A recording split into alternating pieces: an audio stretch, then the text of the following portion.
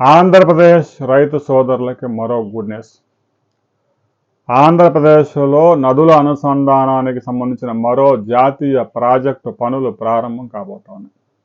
ఇప్పటికే పోలవరం నుంచి కృష్ణానదిలోకి పోలవరం కుడి కాలువ ద్వారా పట్టిసీమ ద్వారా నీరు తరలిస్తున్నారు. ఇక పోలవరం నుంచి ఏదైతే కుడి కాలువ ఇప్పటికే అందుబాటులో ఉందో ఆ కుడి కాలువ యొక్క కెపాసిటీని 40,000 క్యూసెక్కులకు పెంచి వినుకొండ సమీపంలో బొల్లాపల్లి వద్ద పెద్ద రిజర్వాయర్ నిర్మించి అక్కడి నుంచి బనకచెర్ల, రాయలసీమలోని బనకచెర్లకి నీటిని ఎత్తిపోసేందుకు రాష్ట్ర ప్రభుత్వం ప్రత్యేకంగా నిధుల కోసం ఒక కార్పొరేషన్ కూడా ఏర్పాటు చేసింది.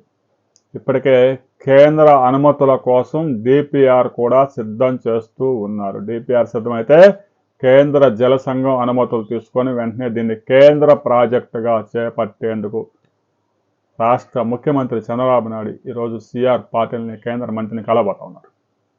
ఈ ప్రాజెక్టు గనక పూర్తయితే దేశంలోనే 78% భూమికి సాగునీటి సదుపాయం కల్పించిన రాష్ట్రంగా ఆంధ్రప్రదేశ్ నిలుస్తుంది. నదుల అనుసంధానం చేసిన మొదటి రాష్ట్రం కూడా ఆంధ్రప్రదేశ్ అవుతుంది.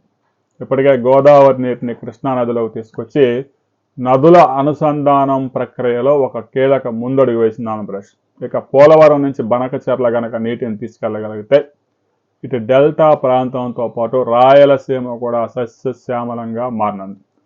కేవలం ఈ ప్రాజెక్టు నీటిపారుదల సదుపాయానికే కాకుండా బొల్లాపల్లి సమీపంలో ఏదైతే పెద్ద రిజర్వాయర్ వస్తుందో అక్కడ పంపుడు స్టోరేజ్, అంటే ఆ రిజర్వాయర్లో నీటిని వాడుకొని విద్యుత్ ఉత్పత్తి చేసి మరలా ఆ నీటిని తిరిగి రిజర్వాయర్లో పంపించే విధానం ద్వారా పీక్ అవర్స్లో విద్యుత్ ఉత్పత్తి చేసే ఒక భారీ ప్రాజెక్టు కూడా రాబోతోంది.